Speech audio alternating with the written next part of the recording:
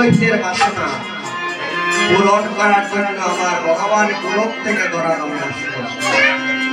তাহলে কি আমাদের মনোবাসনা পূরণ করতে ভগবান আসতে পারেন না? অবশ্যই আসতে পারেন।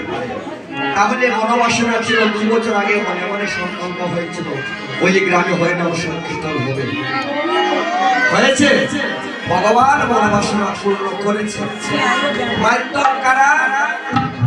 এই ভক্তের মাধ্যমেই ভগবান মনোবাসনা পূর্ণ করেছে।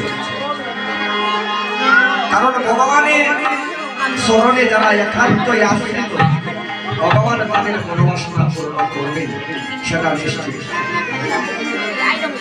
এবার